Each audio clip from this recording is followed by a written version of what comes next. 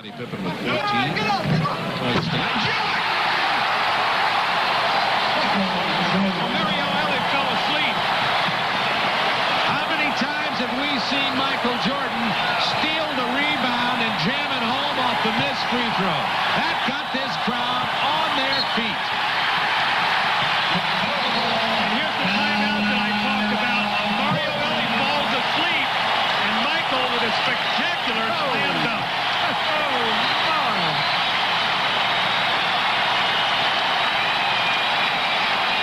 So even though Michael Jordan was able to shake loose for a three-pointer to end the first half, the Blazers still had the lead, 47-45. Not for long, though. And here's the play that keyed the Bulls' rally in the third quarter and proved without a doubt that there was nothing wrong with Michael's foot.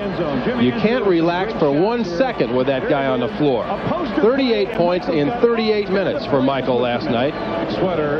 Jerry Reinsdorf liked it, so did Tony La Russa, and so did Scottie Pippen, who had 28 points in 45 minutes.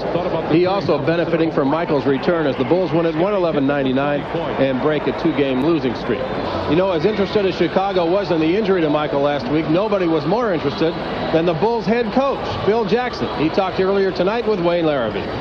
Thank you very much, Dan Rowan. Well, as you know, a lot of speculation this week on the health of Michael Jordan, and Coach Phil Jackson joins us. And Michael's foot injury kept him out of the Boston game. A lot of speculation as to whether he'd play against Portland. At this juncture of the season, a lot of people were saying, well, why don't they just keep Michael out for 3 or 4 or 5 games? How much do you go along with a player to trust how he feels about an injury in terms of letting him play? Well, that's a good question, I think, Wayne, because, you know, everything we say, everything turns on a trifle. You know, for the want of a nail, you know, the war's lost, you know, the shoe and all that horseshoe stuff. Anyway, that's the way we kind of feel about a basketball team. You really have to stay in pretty orderly fashion for everything to work well. And so you want to have all your working parts together. We have enough working parts out without having Michael Jordan out there. I mean, Bill Cartwright's running 20 minutes a game, 22 minutes a game, and really is laboring to run. Bill is coming along a little bit. Pax is another player that's laboring. Right now, you know, Rodney McRae is not running or playing well, and we got to get him going. And so we have 3 players that we're counting on during the season that are laboring, and then miss Michael Jordan. That's too many. Now, when a player says to me, I'm injured, I'm hurt, that's it. You tell me when you feel like you can go. Couple games, couple days, whatever, how's it going? And they say, I want to give it a try, we give it a try. In a game situation, when a player says, I want to give it a try, he's out there on the floor giving it a try till he says, that's it, coach, I can't go.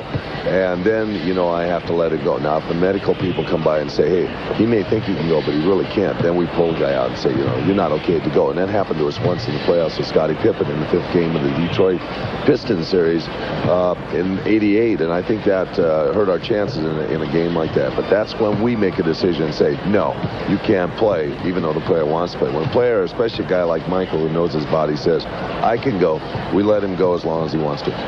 When did you know he was close to 100%? 38 minutes, 38 points last night. When did you have the feeling?